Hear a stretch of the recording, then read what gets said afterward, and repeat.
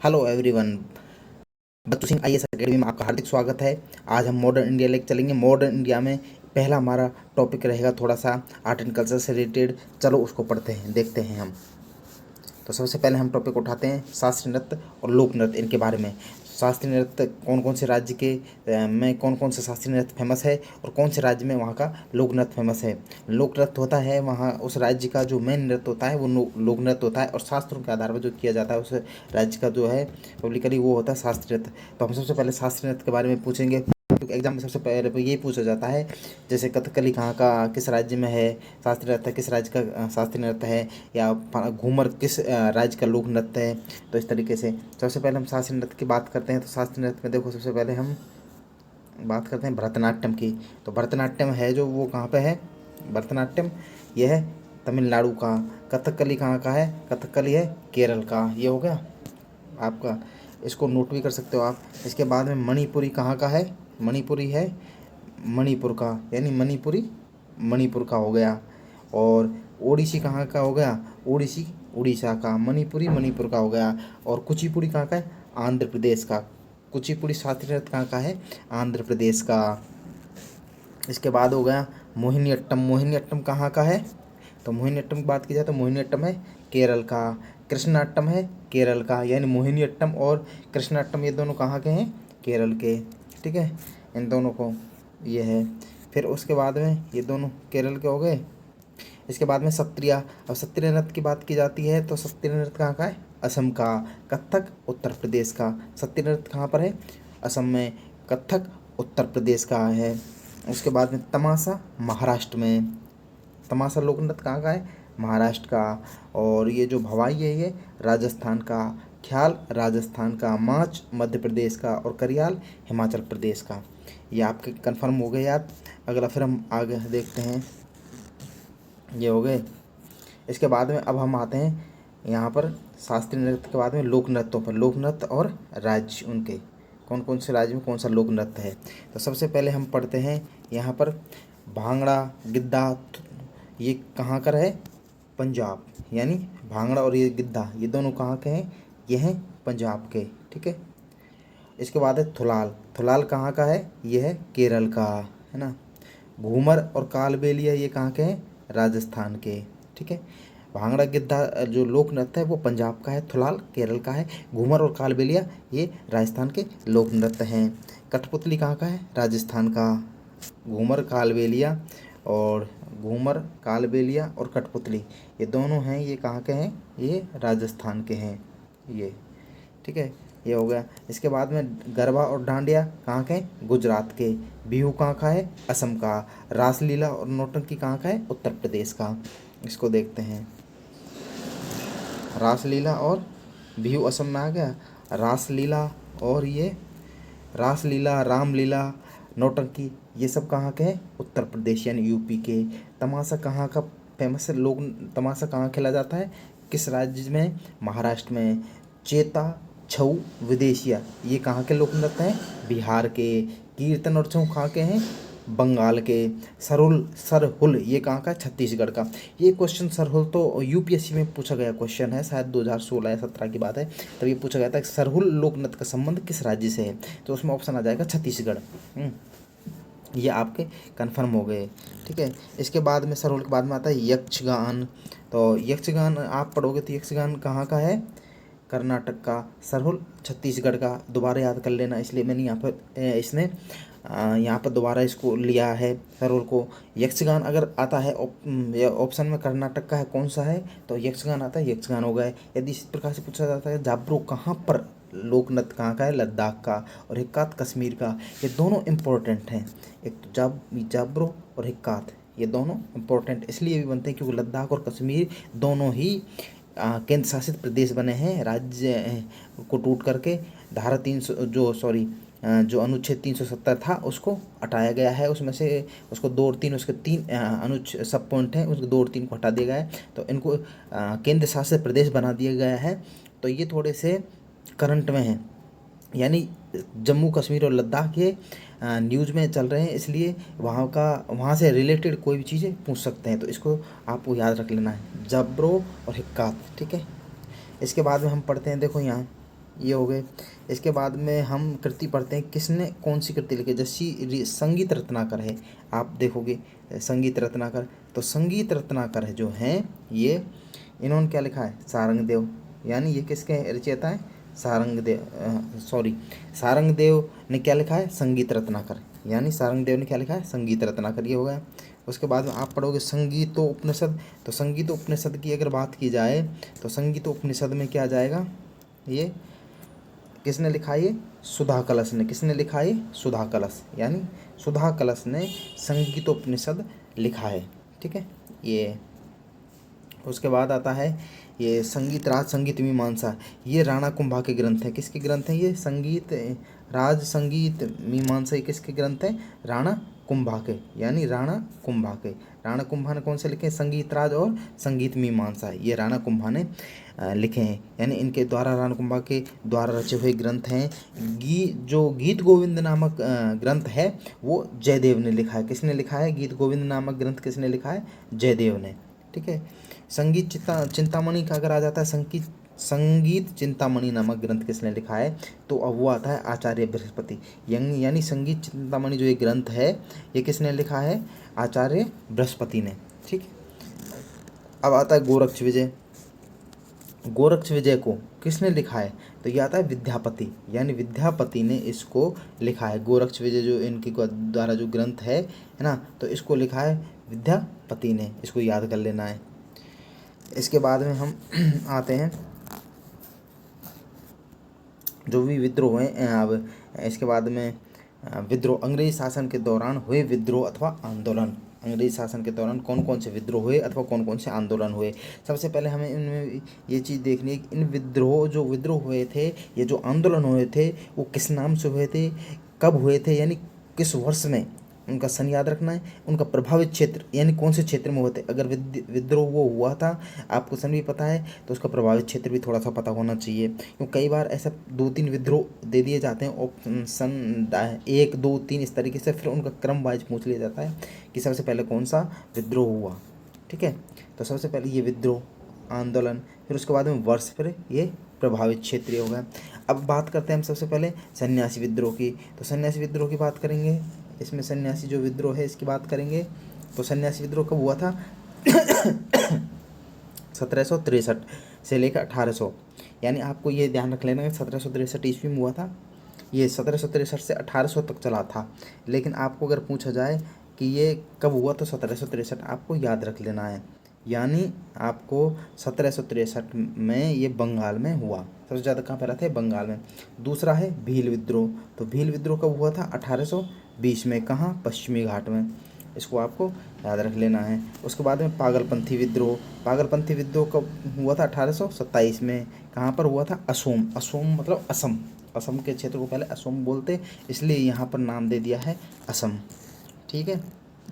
उसके बाद में हम आते हैं कोल विद्रोह पर, जो एक कोल विद्रोह जो हुआ था, ये कोल विद्रोह जो हुआ था, ये कोल विद्रोह हुआ था 1831 से 32 में, यानी 1831 से 32 में, कहाँ पर, झारखंड में, कहाँ पर, झारखंड में, ठीक है। फिर मोपला विद्रोह कहाँ हुआ था 1836 से 1854 में, कहाँ हुआ था, केरल में, कहाँ हुआ था, केरल में, ठीक है। उसके बाद में आ गया संताल अथवा हुल विद्रोह, तो ये कहाँ हुआ था, बंगाल अथवा बिहार में, कब, 1856 में, ठीक है, इसको याद रखना। फिर मुंडा विद्रोह हुआ था 1899 में, कहाँ पर हुआ था, बिहार में, ऑप्शन आता है तो क्या आएगा अपने पास में, मुंडा विद्रोह कहाँ हुआ, बिहार में। बिरसा मुंडा ने इसका नेतृत्व किया था, बिरसा मुंडा जो थे उन्होंने नेतृत्व किया था। ताना भगत आंदोलन कब हुआ था, ताना भगत आंदोलन हुआ था 1915 में, ठीक है, 1915 में ये हुआ ताना भगत आंदोलन, कहाँ हुआ था, बिहार और झारखंड में। पाई का विद्रोह कहाँ हुआ था 1817 से 1825 में, कहाँ पर हुआ था, उड़ीसा में, कहाँ हुआ था ये, उड़ीसा में, पाई का विद्रोह। कई बार ये क्वेश्चन पूछा भी गया है कि पाई का विद्रोह कब हुआ, तो 1817 है ना, 1870, 1900 या फिर 1600, तो 1817 आपका आंसर आ जाएगा। पाई का विद्रोह 1817 से 1825 ऑप्शन है, कहाँ हुआ, उड़ीसा में, ठीक है। ये सारे किसान आंदोलन थे, कोई लगान के विरुद्ध हुआ, कुछ किसान जो उन्होंने विद्रोह किया था, कुछ अंग्रेजों के विरुद्ध थे। कुल मिलाकर के ज़्यादातर जो आंदोलन थे किसान आंदोलन थे, और अपने निजी हित के लिए इन्होंने यहाँ पर विद्रोह किया था। निजी हित मतलब कृषि के लिए, अपने कृषि क्षेत्र में जो इन पर विभिन्न प्रकार के टैक्स बढ़ाए गए थे, इन पर जो दमन और अत्याचार हो रहे थे जमींदारों के खिलाफ, जमींदार जो इन पर विभिन्न प्रकार के एक तरीके से दमन कर रहे, शोषण के विरुद्ध किसान एकजुट होकर के और किसान आंदोलन चलिए भी अब, क्योंकि वर्तमान समय में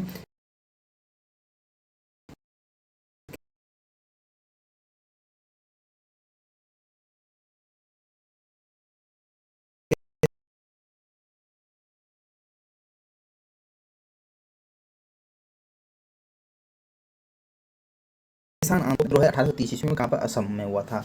खासी विद्रोह जो हुआ था वो कहाँ पर हुआ था, 1831 में मेघालय में। कूका विद्रोह हुआ था 1840 में हुआ था, 1840 से 1872 तक चला था, लेकिन 1840 का मेन ईयर है। कहाँ हुआ था, पंजाब में। कूका विद्रोह का संबंध अगर सन भी याद नहीं तो आपको इतना ध्यान रखना है, जैसे खासी विद्रोह कहाँ हुआ, मेघालय में।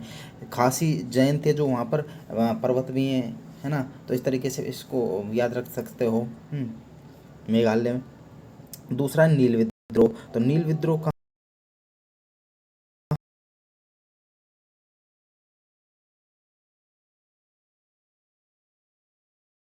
हुआ 1860 में बंगाल में। जो पावन विद्रोह हुआ था ये हुआ था बंगाल में। कहाँ हुआ था पावन विद्रोह, बंगाल में हुआ था, ठीक है। 1873 से 1876 तक ये चला था, 1873 में हुआ। फिर इसके बाद में तेभागा आंदोलन। तेभागा आंदोलन का हुआ 1946 में। कहाँ पर हुआ था ये 1946 में, ये हुआ था बंगाल में, तेभागा आंदोलन, ठीक है। इसके बाद में तेलंगाना आंदोलन आता है। तेलंगाना आंदोलन की जो नींव है, तेलंगाना आंदोलन की जो नींव है वो इसी आंदोलन तेलंगाना राज्य की जो नींव है वो इसी आंदोलन के कारण पड़ी थी। जब तेलंगाना, आंध्र प्रदेश दो राज्यों में बट गया है, तेलंगाना और आंध्र प्रदेश। तो तेलंगाना 1900 इसके अलग इस क्षेत्र में अलग ही मांग चल रही थी किसानों की, तो यहाँ पर इन्होंने विद्रोह कर दिया, इसलिए इसको तेलंगाना आंदोलन कहा जाता है। और फिर धीरे धीरे आगे जब जैसे जैसे समय बीतता गया तो एक अलग राज्य की मांग उठने लगी, तो इसी जिसके कारण नया राज्य बना तेलंगाना। तो तेलंगाना आंदोलन का वो 1946 से 51, कौन सा स्थान, तेलंगाना, ठीक है।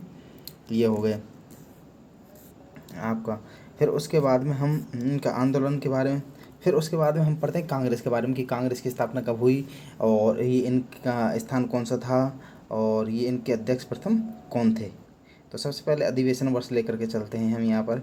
1885 ईस्वी में, 1885 ईस्वी में, कब, 1885 ईस्वी में कांग्रेस की स्थापना हुई थी। हम मेन जो जहाँ पर इनके अध्यक्ष हैं या मेन जो अधिवेशन हुए थे उनको हम लेकर के चलेंगे, क्योंकि कई बार उनसे ही क्वेश्चन पूछे जाते हैं अधिवेशन से। तो इसकी स्थापना लॉर्ड एओ हुम ने की थी, यानी लॉर्ड एओ हुम एक सिविल सर्वेंट थे, तो उनको क्या है, उनका डिमोटिवेशन यानी उनका प्रमोशन नहीं किया, उनका डिमोटिवेशन उनका डिवोशन कर दिया, यानी उनका पद अवनति कर दी गई थी, है ना। मान लो जैसे कोई किसी का प्रमोशन होता है और डिमोशन हो जाता है, प्रमोशन के बाद प्रमोशन होता है, तो उनका प्रमोशन हो गया था लेकिन प्रमोशन के बाद वापस से उनका डिमोशन कर दिया गया था, तो वो क्या है कि राजनीतिक आंदोलनकारी बन गए। इस कारण उन्होंने यहाँ के नेताओं से मिल कर के और कांग्रेस की नींव डाली। तो इसको आप पढ़ सकते हो आराम से, ये बता दिया है नई चीज़ आपको लॉर्ड एओ हुम के बारे में। अब 1885 ईस्वी में कहाँ हुई थी, सबसे पहले बम्बई में, है ना। बम्बई में किस, इसके प्रथम अध्यक्ष कौन बने थे, डब्ल्यू.सी. बनर्जी। कौन बने थे, डब्ल्यू.सी. बनर्जी। कहाँ हुई थी ये, बम्बई में। अब दूसरा फिर अगर बात की जाए तो दूसरा बात की जाता है 1886 में। 1886 में कहाँ हुई थी इसकी, कलकत्ता में। इसके अध्यक्ष कौन बने थे, दादा भाई नौरोजी, ठीक है। इसके बाद में 1887 में, 1887 में ये कहाँ हुई थी, मद्रास में। कहाँ, मद्रास में, ठीक है। इसके अध्यक्ष कौन बने थे, बदरुद्दीन तैयब जी, यानी 1887 में मद्रास में हुई। इसके अध्यक्ष थे बदरुद्दीन तैयब जी। प्रथम अध्यक्ष डब्ल्यू.सी. बनर्जी, यानी व्योमेश, डब्ल्यू.सी. का मतलब है यहाँ पर व्योमेश चंद्र बनर्जी, ठीक है। 1888 की बात की जाए तो 1888 में जो 1888 में कहाँ पर हुआ था ये? इलाहाबाद में, ठीक है, इलाहाबाद में। इसको कौन थे? जॉर्ज यूले, यानी ये प्रथम अंग्रेज की बात की जाए तो जॉर्ज यूले जो थे वो प्रथम अंग्रेज थे जो इसके कांग्रेस के अध्यक्ष रहे थे। यहाँ से क्वेश्चन बन सकता है। और इसका तो अभी शायद यूपी ट्रिपल एस सी का जो भी एग्ज़ाम हुआ था उसमें भी ये क्वेश्चन शायद पूछा गया था मेरे हिसाब से कि प्रथम अंग्रेज कांग्रेस, भारतीय राष्ट्रीय कांग्रेस के जो अधिवेशन हुआ था उसमें प्रथम अंग्रेज कौन थे? तो जॉर्ज यूले थे, ठीक है। फिर उसके बाद में 1905, ठीक है, 1905 में कहाँ हुआ? बनारस में। इसके कौन थे? गोपाल कृष्ण गोखले थे, ठीक है, इसको याद कर लेना है आपको। फिर 1906 में हुआ। 1906 में कौन थे? इस कहाँ हुआ था ये? कलकत्ता में। कौन थे? दादा भाई नौरोजी, इसको याद कर लेना। 1906 में कहाँ हुआ? कलकत्ता में। इसके अध्यक्ष कौन थे? दादा भाई नौरोजी। 1905 का इसलिए क्योंकि 1905 का आंदोलन हुआ था, 1905 का आंदोलन भी हुआ था। 1905 का जो बंग की घटना, किसकी? बंग की घटना, यानी बंगाल का विभाजन कर दिया गया था। तो उस समय कांग्रेस के अध्यक्ष के पद पे कौन थे? तो इससे भी क्वेश्चन बनता है। तो गोपाल कृष्ण गोखले थे।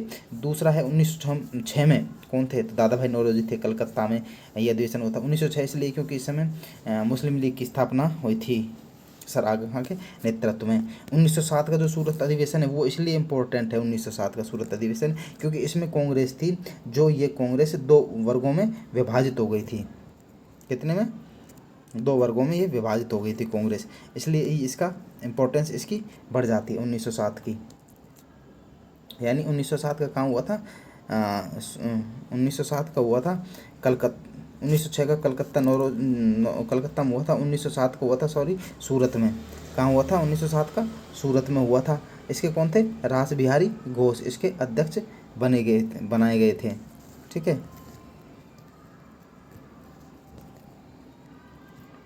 इसके बाद में हम देखते हैं 1907 के बाद में कि 1907 में ये आ गए। 1909 में क्या था? मार्लिमेंटो सुधार अधिनियम आया था। क्या आया था? मार्लिमेंटो सुधार अधिनियम आया था 1909 में। तो ये कहाँ हुआ था? लाहौर में। उस समय इसके अध्यक्ष कौन थे? मदन मोहन मालवीय, ठीक है। उसके बाद में बात की जाए तो उसके 1915 में कहाँ हुआ था? बम्बई में। इसके कौन थे? एस.पी. सिन्हा। बम्बई में हुआ था, एस.पी. सिन्हा इसके अध्यक्ष थे। 1916 की यदि बात की जाए तो 1915 में गांधी जी आए थे यहाँ पे इंडिया, इसलिए साउथ अफ्रीका से, इसलिए ये इम्पोर्टेंट है। 1916 है। 1916 में लखनऊ में हुआ था, क्योंकि इसमें कांग्रेस और ये क्या नाम है, कांग्रेस में जो गरमदल और नरमदल 1907 में जो अलग अलग ये विभाजन हुआ था, या 2 टुकड़ों में बट गया था कांग्रेस का, पूरी कांग्रेस, तो वो उसका विलय हो गया था। गरमदल और नरमदल का विलय हो गया था 1916 में, इसलिए इसको इम्पोर्टेंट है। 1917 में कहाँ हुआ था? 1917 में हुआ था ये कलकत्ता में। कहाँ हुआ था ये? कलकत्ता में, ठीक है। 1917 में हुआ था ये कलकत्ता में। इसकी कौन थी? एनी बेसेंट थी, यानी प्रथम महिला अध्यक्ष कौन बनी थी? Annie Besant. 1917 में कहाँ हुआ था? कलकत्ता में। तो कौन बनी थी इसकी? एनी बेसेंट, ठीक है। उसके बाद में 1919 का अगर आता है तो 1919 का जो हुआ था वो हुआ था अमृतसर में। कहाँ हुआ था? 1919 का अमृतसर में। मोतीलाल नेहरू इसके अध्यक्ष थे। क्या थे? अध्यक्ष। मोतीलाल नेहरू इसके अध्यक्ष थे। 1920 में जो हुआ था वो हुआ था नागपुर में। कहाँ हुआ था? नागपुर में। विजय राघवाचारी इसके कांग्रेस के अध्यक्ष थे। 1923 का काकीनाडा में मौलाना मोहम्मद अली इसके अध्यक्ष बने थे। सबसे कम उम्र के युवा क्या बने थे? सबसे कम उम्र के जो थे वो युवा, सबसे कम उम्र के युवा थे मौलाना मोहम्मद अली। इन्होंने कॉमरेड नामक की पत्रिका भी निकाली थी, जो बीच में बंद कर दी गई थी अंग्रेजों द्वारा। 1924 में फिर कहाँ हुआ? बेलगांव में सम्मेलन हुआ था महात्मा गांधी ने। ये भी एकमात्र ये ऐसा अधिवेशन था कांग्रेस का जिसमें Mahatma Gandhi first and last बार इसमें इसके अध्यक्ष बने, बेलगांव में 1924 में। तो इसको याद रख लेना। 1925 था कानपुर का, तो ये हुआ था कानपुर में। इसमें कौन बनी थी? सरोजनी नायडू, यानी सरोजनी नायडू। कौन बनी थी? सरोजनी नायडू। ये प्रथम भारतीय महिला अध्यक्ष थी। क्या थी ये? प्रथम भारतीय महिला अध्यक्ष। इसको याद कर लेना है, ठीक है, उन सरोजनी नायडू को। फिर 1925 के बाद में यहाँ पे आ जाते हैं हम 1928। 1928 में कौन बने थे? 1928 में बने थे ये कलकत्ता में हुआ था। इसमें फिर मोतीलाल नेहरू, फिर मोतीलाल नेहरू इसके अध्यक्ष बने। 1929 में, फिर 1929 में देखो 1929 में, 1928 में कौन बने, जवाहरलाल नेहरू। 1929 में लाहौर में हुआ था, जिसमें पूर्ण स्वराज की घोषणा की गई थी। इनके बेटे जवाहरलाल नेहरू को अध्यक्ष बनाया गया था, यानी बाप से बेटा इन वंशानुगत अध्यक्ष का पद हो गया था 1928 के बाद 1929 में। ठीक है, उसके बाद में बात की जाए 1931 में, तो 31 में कहाँ हुआ था, कराची में। कराची में हुआ था, तो इसके अध्यक्ष कौन थे, वल्लभ भाई पटेल। 1934 में कहाँ हुआ था, 1934 में हुआ था ये बम्बई में। कहाँ हुआ था 1934 में, फिर हुआ था ये बम्बई में। डॉक्टर राजेंद्र प्रसाद इसके अध्यक्ष थे। कहाँ हुआ थे, बम्बई में। डॉक्टर राजेंद्र प्रसाद इसके अध्यक्ष बनाए गए। 1934 के बाद में फिर 1936 में हुआ। 1934 के बाद कब हुआ था, फिर उस 1936 में हुआ। इसके फिर जवाहरलाल नेहरू इसके अध्यक्ष बने। 1937 में फैजपुर में हुआ, फिर इसको जवाहरलाल नेहरू अध्यक्ष बने थे इसके। और यह पहला अधिवेशन था जो कि गांव में हुआ था, यानी 1900 ये आ गया। ठीक है, दो ऐसे अधिवेशन थे ये, यानी 1936 और 1937 का ये। इसमें एक तो फैजपुर में हुआ था और दूसरा कहाँ हुआ था, लखनऊ में। लेकिन इनकी खासियत क्या थी कि ये दोनों ही जवाहरलाल नेहरू के अध्यक्ष कार्यकाल में हुए थे ये, और ये पहला अधिवेशन था जो कि गांव में हुआ था। उसके बाद में इम्पोर्टेंट आपको मैं बता देता हूँ कि 1938 में हरिपुरा में अधिवेशन हुआ था, जिसमें सुभाष चंद्र बोस, हरिपुरा में 1938 में हरिपुरा में सुभाष चंद्र बोस को अध्यक्ष पद के लिए चुना गया। 1939 ये इंपॉर्टेंट है बड़ा, इसके बारे में थोड़ा सा बता देता हूँ मैं। 1938 से 1939 में आप देख रहे हो, इसको त्रिपुरा यानी त्रिपुरी में हुआ था ये। तो इसमें कहाँ हुआ था ये, त्रिपुरी में। ठीक है, ये हुआ था त्रिपुरी में, जिसमें सुभाष चंद्र बोस को अध्यक्ष पद के लिए चुना गया था। ठीक है, तो इसमें अध्यक्ष पद के लिए जब चुना गया था, तो इसकी महत्वपूर्ण बात क्या थी, इसमें इसकी जो महत्वपूर्ण, सुभाष चंद्र बोस इसमें पट्टाभी सीतारमैया को, यानी कांग्रेस के जो वो थे अध्यक्ष सुभाष चंद्र बोस को चुना गया। तो महात्मा गांधी ने इनके विरोध में, यानी त्रिपुरा में इनके विरोध में, सुभाष चंद्र बोस के विरोध में, और पट्टाभी सीतारमैया, जो पट्टाभी सीतारमैया ये हैं ये, तो इनको इनके विरोध में खड़ा कर दिया गया। इसके बाद सुभाष चंद्र बोस, इसके बावजूद महात्मा गांधी ने पुरजोर कोशिश की, फिर भी सुभाष चंद्र बोस अध्यक्ष पद पर अपनी जगह बनाने में कामयाब हो गए। अर्थात हम कह सकते हैं कि पहली बार इसमें चुनाव, पहले तो नॉमिनेट होते थे, लेकिन अब की बार इसमें वोट डाले गए थे। पहली बार क्या डाले गए थे, वोट डाले गए थे इनके चुनाव में। ठीक है, जब वोट डाले गए तो ये काफ़ी वोटों से जीत गए। पट्टाभी सीतारमैया जो थे वो हार गए। तो महात्मा गांधी ने इन सुभाष चंद्र बोस के बारे में कहा कि ये सुभाष बाबू, ये पट्टाभी सीतारमैया की हार नहीं है, ये किसकी हार है, ये मेरी हार है। और उन्होंने कोशिश करी, उन्होंने जाल बुना कि किस तरीके से इन सुभाष चंद्र बोस को पद से इस्तीफा देना पड़े, और अंततः वही हुआ। इन्होंने अपने पद से इस्तीफा दिया और उसके बाद में इन्होंने फॉरवर्ड ब्लॉक की स्थापना की। बाद में इनके बारे में और बताएंगे, सुभाष चंद्र बोस के बारे में।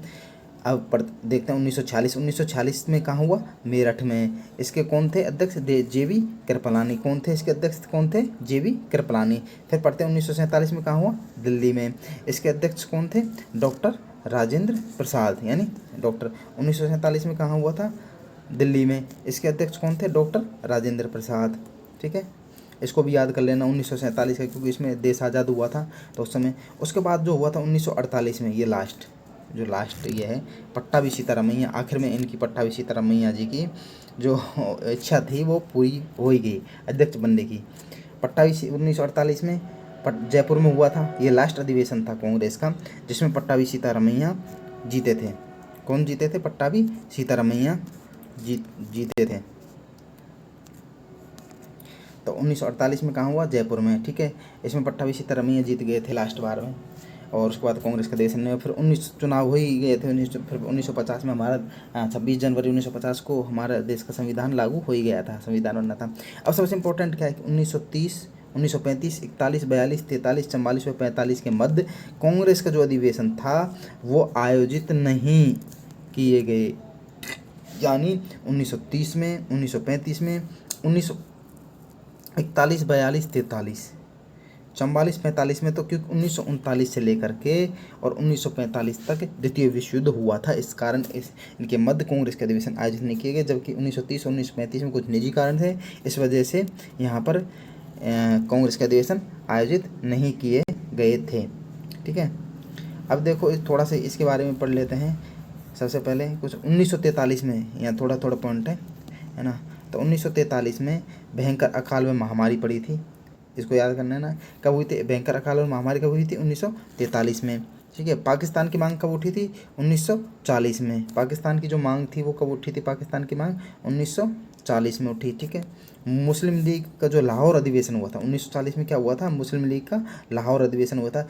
इस अधिवेशन में ही पाकिस्तान नामक एक देश की मांग उठी थी। ठीक है, ये कर लेना है। दूसरा वायोम सत्याग्रह, जब महात्मा गांधी ने नमक सत्याग्रह किया था उसी समय वायोम सत्याग्रह है जिस नाम से जाना जाता है, जो केरल में हुआ था। और इसमें केलपन किया था। किसने? केलपन ने इसने किया था। कहाँ पर? मालाबार में, जिसको किस नाम से जाना जाता है? वायोम सत्याग्रह में। कालीकट से, और ये किया था कालीकट से लेकर के पोयानूर तक की नमक यात्रा की थी इन्होंने। कहाँ तक की थी? कालीकट से पोयानूर तक की नमक यात्रा की थी इन्होंने। ठीक है, उड़ीसा में गोपाल, उसी समय उड़ीसा में, यानी किसमें? उड़ीसा में गोपाल बंधु चौधरी थे। कौन थे? गोपाल बंधु चौधरी। उन्होंने नमक सत्याग्रह किया था उसी समय, जिस समय गांधी जी ने दांडी मार्च किया था। क्या किया था? गांधी जी ने दांडी मार्च यानी दांडी यात्रा की थी। ठीक है, उसी समय इन्होंने उड़ीसा में गोपाल बंधु चौधरी ने नमक सत्याग्रह किया था। ठीक है, ये आपका यहाँ पे कंप्लीट हो जाता है। अब अगला हम देखते हैं, अगला है जैसे स्थापना। अब पढ़ेंगे हम जो अंग्रेज हैं, ये आपने पढ़ लिया विदेश सत्याग्रह। उसके बाद अंग्रेज भारत कब आए? सबसे पहले कौन कौन भारत आए? कौन कौन से आए थे सबसे पहले अगर बात की जाए तो सबसे पहले भारत आने का, देखो ये थोड़ा सा ये इसको इस तरीके से कर लेते हैं ताकि सुविधा हो। सबसे पहले पुर्तगाली आए थे। कौन आए थे? सबसे पहले पुर्तगाली आए, उसके बाद आए थे अंग्रेज, उसके बाद डच, उसके बाद डेन, उसके बाद फ्रांसीसी आए। यानी सबसे पहले आए थे पुर्तगाली, फिर आए थे अंग्रेज, फिर डच, उसके बाद में डेन, और उसके बाद में फ्रांसीसी 5वें नंबर पे। सबसे पहले पुर्तगाली आए थे कब? 1498 ईस्वी में। अंग्रेज कब आए थे? 1600 ईस्वी में। डच कब आए थे? 1602 ईस्वी में। डेन कब आए थे? 1616 ईस्वी में। फ्रांसीसी कब आए थे? 1664 ईस्वी में। और पुर्तगाली 1498 ईस्वी में आकर के पहली फैक्ट्री पुर्तगालियों ने कहाँ की? कोचिन में। कब की? 1503 में। इस तरीके से अंग्रेज पहली फैक्ट्री कहाँ स्थापित की अंग्रेजों ने? सूरत में। कहाँ पर? कितने में? 1608 में। इससे पहले डचों ने मसूलीपट्टनम में 1602 में आए, 2 साल बाद आए हालांकि अंग्रेजों के, लेकिन उससे 3 साल पहले अंग्रेजों से मसूलीपट्टनम में इन्होंने पहली फैक्ट्री खोल ली थी। डेन 1616 में आए थे। इन्होंने ट्रंकोबार में 1620 ईस्वी में 4 साल बाद में अपनी पहली फैक्ट्री की स्थापना करी, पहली फैक्ट्री खोली। फ्रांसीस जो आए थे 1664 में आए, लेकिन 4 साल बाद इन्होंने सूरत में 1668 ईस्वी में इन्होंने सूरत में अपनी पहली फैक्ट्री डाली थी। तो ये आपको इम्पोर्टेंट है, इनको आपको याद कर लेना है। विदेशियों को पुर्तगाली आए थे सबसे पहले जो है विदेशी ये थे, और तो इनको कर लेना है आपको, पहला हो गया। ठीक है, पुर्तगाल ये पहला 1498 ईस्वी में, अंग्रेज 1600 में, डच 1602 में, डेन 1616 में आए, फ्रांसीसी 1664 में आए। फिर इनका ये रखना है कि सबसे पहले जो पुर्तगाली आए थे वो कोचिन में उन्होंने फैक्ट्री खोली 1503 में। अंग्रेजों ने सूरत में 1608 में, डचों ने खोली थी मसूलीपट्टनम में 1605 में, डेनों ने ट्रंकोबार में 1620 में, फ्रांसीसियों ने सूरत में 1668 ईस्वी में खोली थी। ठीक है, अब बात करते हैं गोलमेज सम्मेलनों की। तो गोलमेज सम्मेलन की यदि बात की जाए तो गोलमेज सम्मेलन देखो ये रहे। ठीक है, तो प्रथम हुआ था 1930 में, द्वितीय हुआ था, फिर द्वितीय है प्रथम, और ये तृतीय। सबसे पहले हम बात करते हैं प्रथम की, यानी सबसे पहले प्रथम गोलमेज सम्मेलन हुआ था 1930 में, द्वितीय 1931 में, तीसरा हुआ था 1932 में। पहले गोलमेज सम्मेलन के समय इरविन थे जो यहाँ के गवर्नर जनरल थे, द्वितीय विलिंगटन थे, तृतीय गोलमेज सम्मेलन के दौरान भी विलिंगटन ही रहे थे यहाँ पे, उन्हीं के कार्यकाल में गोलमेज सम्मेलन हुआ था। तो प्रथम गोलमेज सम्मेलन जो इरविन के समय में हुआ था उसका मेन मकसद था साइमन सुझावों पर विचार करना। ठीक है, इसमें दूसरा जो 1931 में गोलमेज सम्मेलन हुआ था उसका मतलब था संघीय ढांचे में मुसलमानों पर विचार करना, क्या था क्या नहीं था, किस तरीके से। तीसरा जो था वो वेलिंगटन के नेतृत्व में हुआ था, उसमें था शासन सुधारों पर विचार करना। 1935 का अधिनियम हुआ था वो भी 1930 जो 1932 का तृतीय गोलमेज सम्मेलन था उसी की देन थी, 1935 का जो भारत शासन अधिनियम आया था। ठीक है, बात करते हैं भारत ने प्रथम गोलमेज सम्मेलन में कांग्रेस ने भाग नहीं लिया था। दूसरे में भाग किसने लिया था? गांधी जी ने। किसने लिया था दूसरे सम्मेलन में भाग? गांधी जी ने। और तीसरे का क्या किया था इन्होंने? बहिष्कार कर दिया। ठीक है, इसमें तो बिल्कुल ही क्रॉस है ये तो, कि इसमें तो उन्होंने भाग ही नहीं लिया, दूसरे में इसका बहिष्कार किया। सॉरी, दूसरे में कांग्रेस ने के जो वो थे लीडर गांधी जी, तो उन्होंने भाग लिया था। तीसरे में इन्होंने बहिष्कार कर दिया। ठीक है, अम्बेडकर थे। अब इम्पोर्टेंट क्या है? अम्बेडकर जी। तो यहाँ अम्बेडकर जी के बारे में अगर बात की जाती है तो अम्बेडकर ने तीनों ही गोलमेज सम्मेलनों में भाग लिया था। किसने? अम्बेडकर ने, डॉक्टर भीमराव अम्बेडकर, जिन्होंने भारतीय संविधान को लिखा, उन्होंने तीनों सम्मेलनों में इनमें भाग लिया था। जो संघीय ढांचे अल्पसंख्यकों पर विचार किया था, इन्हीं के कारण ही उपजा था जो पूना पैक्ट जो जाना जाता है, कांग्रेस और अम्बेडकर और गांधी जी के बीच में जो समझौता हुआ था, इसी को लेकर के। ठीक है,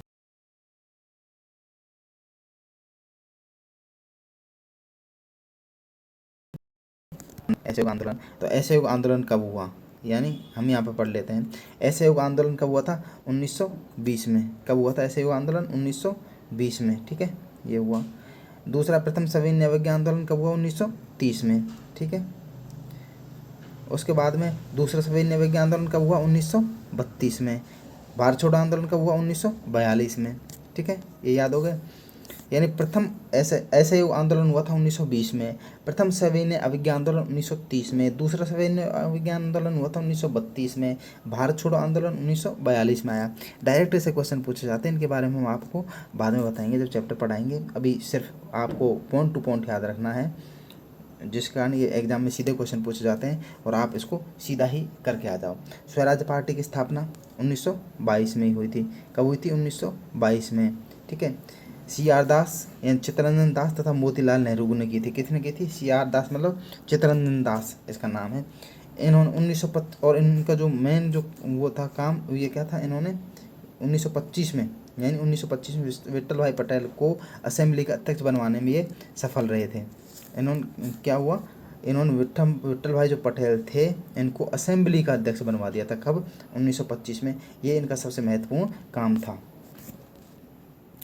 तो इसी के साथ हमारा जो ये यहाँ का ये कंप्लीट हो जाता है। इसमें किसने भाग लिया और बाकी चीज़ें और बाद में बताएंगे आपको इनके बारे में। अगला हम पढ़ते हैं भारतीय नायक, यानी जो 1857 का जो 1857 की जो क्रांति हुई थी 10 मई 1857 को उसकी शुरुआत मानी जाती है। तो भारतीय नायक उस समय और विद्रोह के केंद्र कौन कौन थे, यानी भारतीय शासक दिल्ली में कौन थे? बहादुर शाह जफर और बख्त खान है। यानी नेतृत्व किसने किया? दिल्ली में दो ऐसे व्यक्ति थे, बख्त खां और ये बहादुर शाह जफर। इन्होंने दिल्ली में जब केंद्र था 1857 का, तो ये वहाँ के मुख्य नेतृत्व करता थे। बेगम हजरत महल थी, वो कहाँ की थी, कहाँ पर थी? वो लखनऊ में। यानी ये डायरेक्ट क्वेश्चन पूछे जाते हैं, इनको याद कर लेना। बेगम हजरत महल उस 1857 के समय में कहाँ का नेतृत्व किया? तो लखनऊ में किया था। नाना साहब और जो तात्या टोपे थे वो कहाँ पर थे?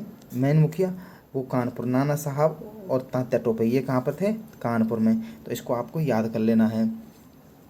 इसके बाद में आती है रानी लक्ष्मीबाई। रानी लक्ष्मीबाई कहाँ पर थी? रानी लक्ष्मीबाई झांसी में। कहाँ पर? रानी लक्ष्मीबाई झांसी में। ठीक है, ये होगा। लियाकत अली इलाहाबाद प्रयागराज। फिर आता है रानी लक्ष्मीबाई का झांसी हो गया, और लियाकत अली का कहाँ हो गया? लियाकत अली का हो गया इलाहाबाद अथवा प्रयागराज। प्रयागराज अब बोला जाता है, पहले इलाहाबाद बोला जाता था। तो इलाहाबाद में थे 1857 क्रांति के नेतृत्व का था लियाकत अली। इन्होंने अपना कमान संभाल रखी थी। और इसके बाद में कमान संभालने में जो थे अग्रणी वीर कुंवर सिंह और अमर सिंह, ये कहाँ थे? जगदीशपुर में। इन्होंने 1857 की जो क्रांति थी उसकी बागडोर संभाल रखी थी। मौलवी अहमदुल्ला कहाँ थे? फैजाबाद में। मौलवी अहमदुल्ला कहाँ थे? कहाँ पर थे? मौलवी अहमदुल्ला फैजाबाद में नेतृत्व करता थे, यानी प्रमुख नेता थे 1857 क्रांति के। और खान बहादुर खान हैं, वो कहाँ पर थे? बरेली में। कहाँ पर थे ये? बरेली में। यहाँ बरेली के ये मुख्य नेता थे, यानी उस समय मुख्य नेता थे, ये मुख्य नेता थे 1857 की क्रांति के। ठीक है, ये हो गया। इसके बाद में हम पढ़ते हैं लेखक और पत्र पत्रिकाएँ। कौन सा लेखक है, उसकी कौन कौन सी पत्र पत्रिकाएँ हैं। सबसे पहले हम लेखक के बारे में पढ़ेंगे ये, ठीक है। उसके कारण उन्होंने कौन कौन सी पत्रिकाएँ निकाली। तो सबसे पहले हम पढ़ते हैं राजा राम मोहन राय। इन्होंने कौन सी, संवाद कौमुदी। शिशिर घोष में मोतीलाल घोष ने कौन सी लिखी थी, अमृत बाजार पत्रिका। फिर दादाभाई नौरोजी ने कौन सी निकाली थी, दादाभाई नौरोजी ने निकाली थी poverty and un-British rule in India, ठीक है, ये हो गया। फिर उसके बाद में दयानंद जो सरस्वती हैं, दयानंद सरस्वती ने कौन सी निकाली थी, सत्यार्थ प्रकाश। कौन सी, सत्यार्थ प्रकाश, ठीक है। उसके बाद में जो है रविन्द्रनाथ टैगोर ने कौन सी लिखी थी, गीतांजलि, ठीक है, ये हो गया। बंकिम चंद्र चट्टोपाध्याय का नाम आता है तो बंकिम चंद्र चट्टोपाध्याय ने कौन सी लिखी थी, आनंद मठ। कौन सी लिखी थी, आनंद मठ। बंकिम चंद्र चट्टोपाध्याय ने कौन सी लिखी थी, आनंद मठ, ठीक है। रविन्द्रनाथ टैगोर, गीतांजलि हो गया। अब उसके बाद में हम पढ़ते हैं फिर दीनबंधु मित्र। दीनबंधु मित्र ने कौन सी लिखी थी, नील दर्पण। दीनबंधु मित्र ने कौन सी लिखी थी, नील दर्पण, ठीक है। दीनबंधु मित्र की कौन सी आ जाती है, दीनबंधु मित्र है, दीनबंधु मित्र की नील दर्पण। मदन मोहन मालवीय की ने कौन सी लिखी थी, लीडर। मदन मोहन मालवीय ने कौन सी लिखी थी, लीडर। उसके बाद में बाल गंगाधर तिलक ने गीता रस और केसरी। कौन कौन सी लिखी थी, बाल गंगाधर तिलक ने गीता रस और केसरी। उसके बाद आ जाता है मोहम्मद अली मौलाना। मोहम्मद अली मौलाना ने कौन सी लिखी थी, कॉमरेड और हमदर्द। कौन सी, कॉमरेड और हमदर्द, ये लिखी थी, ठीक है। उसके बाद में आ जाता है अरविंद घोष। अरविंद घोष ने कौन सी लिखी थी, अरविंद कर्मयोगी और युगांतर और वंदे मातरम, ठीक है। अरविंद घोष ने कर्मयोगी, युगांतर और वंदे मातरम। डॉक्टर अंबेडकर ने कौन सी लिखी थी, परिष्कृत भारत। कौन सी लिखी थी, परिष्कृत। डॉक्टर अंबेडकर ने ये लिखी थी परिष्कृत भारत। डॉक्टर अंबेडकर थे, इन्होंने लिखी थी बहिष्कृत भारत, सॉरी। क्या कौन सी बुक लिखी थी इन्होंने, बहिष्कृत भारत, डॉक्टर अंबेडकर ने। उसके बाद आ जाता है एनी बेसेंट। एनी बेसेंट ने कौन सी लिखी थी, एनी बेसेंट ने लिखी थी यहाँ पर न्यू इंडिया। कौन सी, न्यू इंडिया। कौन सी लिखी थी, न्यू इंडिया। एनी बेसेंट ने न्यू इंडिया, ठीक है। इसके बाद में आ जाता है लाला लाजपत राय ने अनहैप्पी। कौन सी लिखी थी, अनहैप्पी इंडिया, ठीक है। उसके बाद में आ जाता है महात्मा गांधी। महात्मा गांधी ने जो पुस्तक लिखी थी वो थी यंग इंडिया, हरिजन और हिंद स्वराज, है ना, हिंद या हिंद स्वराज, ये दोनों इन्होंने महात्मा गांधी ने लिखी थी। उसके बाद आता है अब्दुल कलाम आज़ाद का। अब्दुल कलाम आज़ाद ने लिखी थी इंडिया विंस फ्रीडम। कौन सी लिखी थी, इंडिया विंस फ्रीडम, ठीक है। उसके बाद में आ जाता है इंडिया विंस फ्रीडम के बाद में वीर सावरकर। वीर सावरकर ने लिखी थी वॉर ऑफ इंडियन इंडिपेंडेंट, यानी वॉर ऑफ इंडियन इंडिपेंडेंट, ठीक है। अगला है सुभाष चंद्र बोस। सुभाष चंद्र बोस ने कौन सी लिखी थी, इंडियन स्ट्रगल। कौन सी लिखी थी, इंडियन स्ट्रगल, ठीक है। उसके बाद में सत्येंद्र सान्याल। सत्येंद्र सान्याल ने कौन सी लिखी थी, बंदी जीवन। सत्येंद्र सान्याल ने कौन सी लिखी थी, बंदी जीवन। ये सत्येंद्र सान्याल ने लिखी थी बंदी जीवन। ये सुभाष चंद्र बोस का हो गया Indian struggle, war of Indian independent. ये वीर सावरकर का हो गया, देखो इंडिपेंडेंस, है ना, ठीक है, सत्येंद्र सान्याल। उसके बाद में आ जाता है अजीत सिंह। अजीत सिंह तो सत्येंद्र सान्याल हो गया, अजीत सिंह, सुभाष चंद्र बोस, GS अय्यर और जवाहरलाल नेहरू। अब बात करते हैं हम अजीत सिंह की। तो इन्होंने कौन सी लिखी थी, भारत माता। अजीत सिंह ने जो पुस्तक लिखी थी उसका नाम था भारत माता। इसके बाद इन्होंने GS अय्यर और राघवाचार्य ने लिखी थी दी हिंदू। दी हिंदू के नाम से अब एक न्यूज़पेपर भी आता है, उसमें दी हिंदू पत्रिका जो ये लिखा था, है ना, ये पत्रिका जो निकालते थे ये लिखी थी GS अय्यर तथा राघवाचार्य ने। यहाँ पर जितनी ये पत्रिकाएं जो हैं, इंडियन स्ट्रगल है, बंदी जीवन है, वॉर ऑफ इंडियन है, भारत माता, दी हिंदू है, ये इन्होंने जवाहरलाल नेहरू ने लिखी थी डिस्कवरी ऑफ इंडिया। कौन सी लिखी थी, डिस्कवरी ऑफ इंडिया, यानी डिस्कवरी ऑफ इंडिया, ये बड़ी फेमस है, भारत की खोज। तो ये आपका कंप्लीट होता है, ठीक है। ये सारी फिर हम पढ़ते हैं संस्थाएं और सन की कौन कौन संस्थाएं कब कब बनी। जैसे संस्थाएं ब्रह्म समाज की यदि बात की जाए तो ब्रह्म समाज की स्थापना हुई थी 1828 ईस्वी में। कब, 1828 ईस्वी में, ठीक है। इसके बाद में बात की जाए प्रार्थना समाज की, तो प्रार्थना समाज की जो स्थापना हुई थी वो हुई थी 1867 ईस्वी में, ठीक है। इसके बाद बात की जाए आर्य समाज, तो आर्य समाज की स्थापना हुई थी 1875 में, ठीक है। इसके बाद में बात की जाए रामकृष्ण मिशन की, तो रामकृष्ण मिशन की स्थापना हुई थी 1896 में। कब हुई थी, 1896 में। सत्यशोधक समाज की बात की जाए तो सत्यशोधक समाज की स्थापना हुई थी 1873 में, ठीक है, 1873 में। और उसके बाद में थियोसॉफिकल सोसाइटी की बात की जाए तो थियोसॉफिकल सोसाइटी की स्थापना हुई थी 1886 में भारत में हुई थी, अडियार में, और 1875 में इसके विदेश में हो गई थी। ठीक है, यानी ब्रह्म समाज की स्थापना 1828 ईस्वी में, प्रार्थना समाज की स्थापना 1867 में, आर्य समाज की 1875 में, रामकृष्ण मिशन की 1896 में, सत्यशोधक समाज की 1873 में, तो थियोसॉफिकल सोसाइटी की स्थापना भारत में 1886 में हुई थी, अडियार में, और विदेश में 1875 में हो गई थी। इसको आपको याद कर लेना है। ठीक है, उसके बाद में ईस्ट इंडिया एसोसिएशन की जो स्थापना हुई थी वो हुई थी 1886 में। कब हुई थी? 1886 में। ठीक है, उसके बाद में आप 1886 में हुई, और ईस्ट इंडिया एसोसिएशन की जो स्थापना हुई थी वो कब हुई थी? ईस्ट इंडिया एसोसिएशन की 1876 में। इसके बाद में ईस्ट इंडिया एसोसिएशन के बाद मद्रास महाजन सभा की 1884 में। इसके बाद में बम्बई प्रेसिडेंसी की जो स्थापना हुई थी वो हुई थी 1885 में। ठीक है, बंगाल विभाजन बंग की घटना कब हुई थी? ये घटना हुई थी 1905 में। ठीक है, उसके बाद मुस्लिम लीग की स्थापना कब हुई थी? ये हुई थी 1906 में। कब हुई थी? 1906 में। ठीक है, दिल्ली दरबार की बात की जाए तो दिल्ली दरबार कब आयोजित हुआ था? दिल्ली दरबार आयोजित हुआ था 1911 में। ठीक है, यानी इंडियन एसोसिएशन की अगर बात की जाए, इंडियन एसोसिएशन तो 1866। इंडियन एसोसिएशन की अगर बात की जाए तो ये 1866। ठीक है, ईस्ट इंडिया एसोसिएशन की 1866, इंडियन एसोसिएशन 1876, मद्रास महाजन सभा 1884, बम्बई प्रेसिडेंसी 1885, फिर उसके बाद में बंगाल विभाजन 1905 और मुस्लिम लीग 1906। ठीक है, मुस्लिम लीग के बाद में दिल्ली दरबार की बात की जाए तो मुस्लिम लीग 1906 आ गया। दिल्ली दरबार कब हुआ था? 1911 में। ठीक है, ये हो गया। गदर आंदोलन 1913 में, यानी गदर आंदोलन कब हुआ था? 1913 में। लखनऊ पैक्ट की बात की जाए, अब यहाँ पर आ जाता है, देखो ये लखनऊ पैक्ट की अगर बात की जाए तो लखनऊ पैक्ट हुआ था, लखनऊ पैक्ट 1916 में। कब हुआ? 1916 में। लखनऊ पैक्ट कब हुआ? 1916 में। ये आ गया साहब, लखनऊ पैक्ट 1916 में हुआ। होम रूल 1916 में। ठीक है, रॉलेट एक्ट 1919 में आया। खिलाफत आंदोलन भी 1919 में आया। ठीक है, खिलाफत आंदोलन। और चोरा चोरी कांड, स्वराज पार्टी की स्थापना 1922 में हुई थी। गांधी इरविन समझौता 1931 की बात है। कम्युनल अवार्ड 1932 की बात है। ठीक है, अब इसको आप देख सकते हो। लखनऊ पैक्ट की अगर बात की जाए तो लखनऊ पैक्ट होगा 1916। ठीक है, होम रूल की बात की जाए तो 1916। रॉलेट एक्ट कब पास हुआ? 1919 में आया था। खिलाफत आंदोलन कब हुआ था? 1919 में हुआ था। चोरा चोरी कांड, स्वराज पार्टी की स्थापना, चोरा चोरी कांड कब हुआ था? 1922। स्वराज पार्टी 1922 में हुई थी। और ये है चोरा चोरी कांड और काकोरी कांड, दोनों में अंतर है।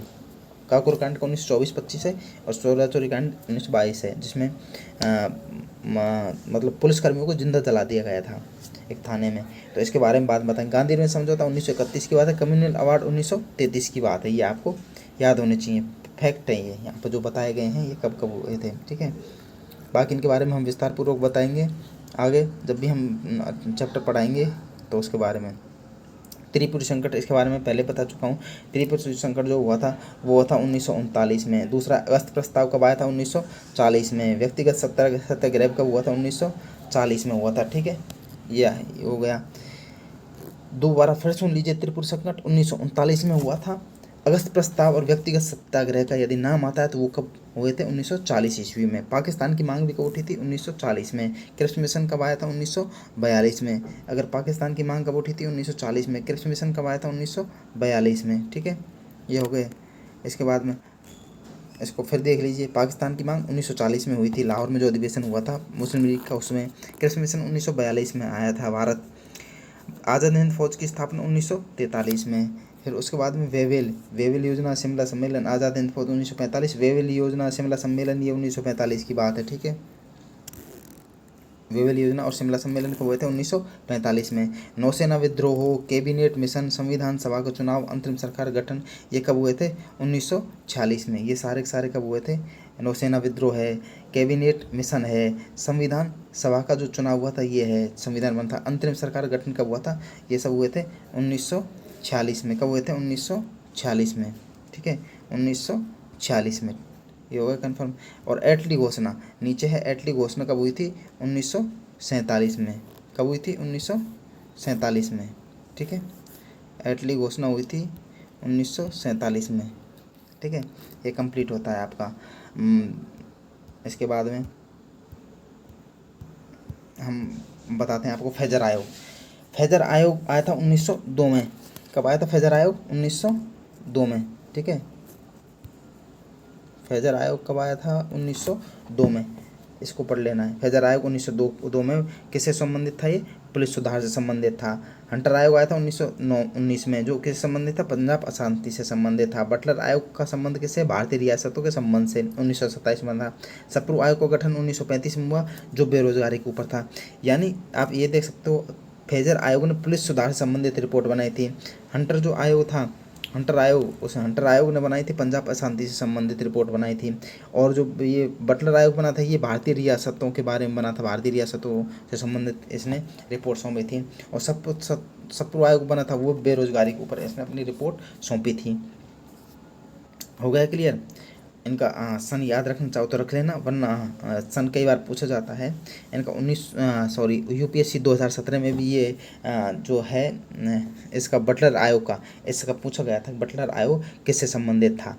तो यूपीएससी 2017 का ये क्वेश्चन है। तो इस बटलर आयोग का किसी को ये नहीं पता वो कब आया, तो पूछ भी सकता है सन की कब है। तो 1927 में बटलर आयोग बना था। इसने ये किसके संबंध में बना था? भारतीय रियासतों के संबंध में, यानी भारतीय रियासतों के बारे में इसने अपनी रिपोर्ट सौंपी थी। अगला, बंकिम चंद्र जो चट्टोपाध्याय जी हैं, बंकिम चंद्र चट्टोपाध्याय जी ने क्या लिखा था?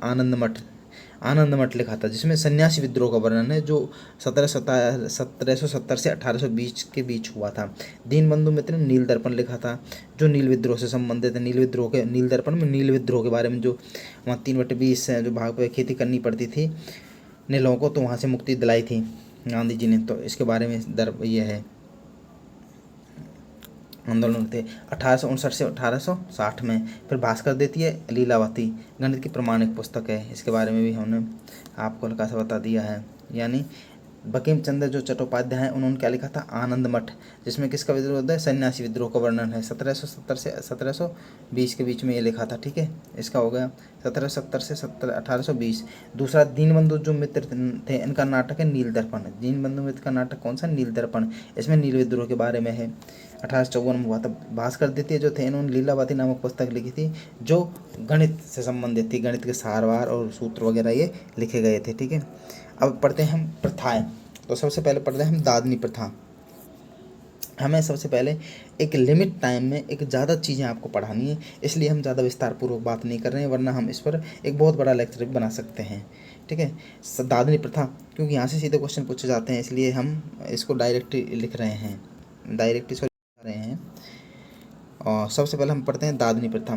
तो दादनी प्रथा के बारे में आप, ये दादनी प्रथा 3 प्रथा, एक दादनी, कमियोटी, तिनकठिया और गिरमिटिया। दादनी प्रथा के बारे में हम बात करते हैं। दादनी प्रथा जो है, यह है अंग्रेजों द्वारा भारतीय श्रमिकों को एडवांस रुपए देना। यानी अंग्रेज भारतीय श्रमिकों को एडवांस रुपए दे देते थे, और जब उसको चुका नहीं पाते थे तो अपने यहाँ पर वो काम करवाते थे, जिसको दादनी प्रथा का नाम दिया गया। दूसरा है कम्युनिटी प्रथा। ये बिहार और उड़ीसा में, यानी बिहार और उड़ीसा राज्यों में मजदूरों के द्वारा ऋण मालिक के यहाँ पर ब्याज के बदले जीवन भर काम करना होता था। यानी जैसे जमींदार था, वो किसी को भी उसने ब्याज पर रुपए दे दिए, फिर उसका ब्याज नहीं चुका पाता था वो, तो अपने यहाँ पर उसको एक तरीके से बंदी मान लो, या किसी तरीके से हाड़ मान लो, वाला मजदूरी मान के चलो एक तरीके से, तो अपने यहाँ ब्याज नहीं चुका पाता था वो, तो बढ़ता जाता था, फिर वो पैसे लेता था, फिर ब्याज बढ़ता था, चुका देते थे।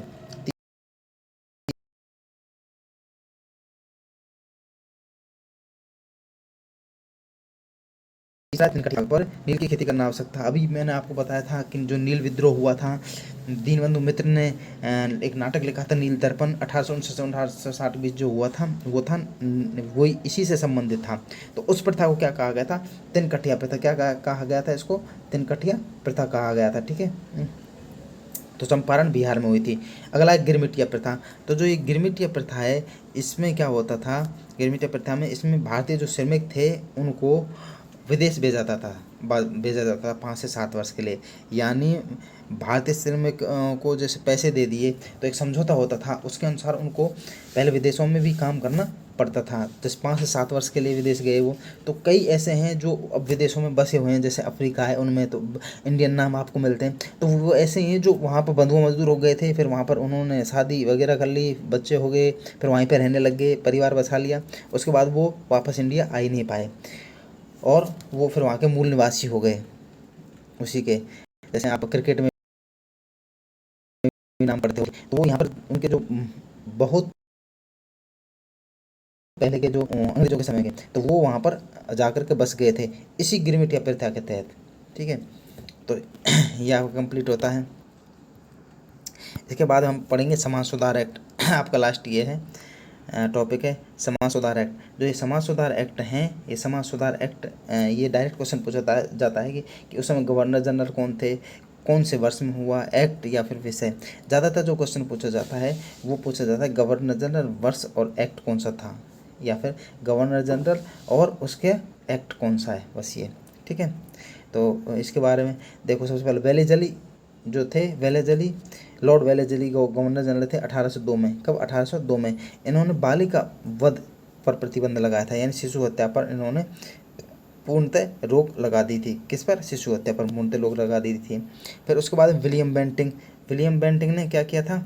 विलियम बेंटिंग जो आए, विलियम बेंटिंग ने 1829 में, कब? 1829 में सती प्रथा पर रोक लगाई थी। किस पर लगाई थी? सती प्रथा पर रोक लगाई और सती प्रथा का एक्ट बनाया था। ठीक है, 1829 में। अगला आता है लॉर्ड कैनिंग। लॉर्ड कैनिंग ने 1856 में विधवा पुनर्विवाह यानी विधवा पुनर्विवाह एक्ट को मंजूरी दी और विधवा विवाह की अनुमति दी थी। विधवा पुनर्विवाह को विवाह एक्ट बनाया, विधवा विवाह की अनुमति दी थी। किसने? लॉर्ड कैनिंग ने। उसके बाद में आता है लॉर्ड नॉर्थब्रुक और लैंसडाउन। ठीक है, नॉर्थब्रुक, लैंसडाउन और इरविन। अब इन्होंने क्या किया, इन्होंने जो नॉर्थब्रुक थे इन्होंने 1872 में, कब? 1872 में। ठीक है, नॉर्थब्रुक ने 1872 में नेटिव मैरिज एक्ट बनाया। तो इससे डायरेक्ट क्वेश्चन पूछा जाता है कि नेटिव मैरिज एक्ट जो था वो किसने बनाया? तो वो बनाया नॉर्थब्रुक ने। कब बनाया? 1872 में। ठीक है, इसमें क्या था? इंटरकास्ट मैरिज को मान्यता दी गई, बहुपत्नी प्रथा को समाप्त कर दिया गया था, एकल पत्नी प्रथा को मान्यता दी गई थी। दूसरा है अगला लैंसडाउन। तो लैंसडाउन ने क्या किया था? लैंसडाउन ने 1891 में, कब? 1891 में एज ऑफ कंसेंट एक्ट, बहुत इंपॉर्टेंट है। नेटिव मैरिज एक्ट कब बना? एज ऑफ कंसेंट एक्ट कब बना? तो नेटिव मैरिज एक्ट बना था 1872 में, एज ऑफ कंसेंट एक्ट बना था 1891 में। इसमें क्या किया था? लड़की की विवाह की न्यूनतम आयु कितनी कर दी गई थी? 12 वर्ष। कितनी? 12 वर्ष निर्धारित कर दी गई थी। इसी तरीके से इरविन ने, यानी जो लॉर्ड इरविन थे वो 1929 से 1930 में ये गवर्नर जनरल या वायसराय बने थे। तो उसके गवर्नर जनरल इरविन ने शारदा एक्ट लाए थे। ये कैसे था? इन्होंने लड़के की जो आयु थी उसको कितना कर दिया था? 18। यहाँ कितना कर दिया था? 18 वर्ष, न्यूनतम आयु 18 वर्ष निर्धारित कर दी थी। इसको किस नाम से जाना गया? शारदा एक्ट के नाम से, 1929-30 में। अब यहाँ पर क्वेश्चन देखो, मैरिज एक्ट आप इसको कंपेयर कर सकते हो, बिल्कुल कंपेयर कर सकते हो इसको। Native marriage act, age of consent act और शारदा एक्ट, ये जो तीनों एक्ट हैं, इन तीनों एक्टों में ये एक्ट, नेटिव मैरिज एक्ट लाया गया 1872 में, एज ऑफ कंसेंट एक्ट लाया गया 1891 में, शारदा एक्ट लाया गया 1929 में। ठीक है, ये है। तो आज का सेशन यही कंप्लीट होता है। नेक्स्ट सेशन में हम फिर मिलेंगे, तब तक के लिए थैंक यू।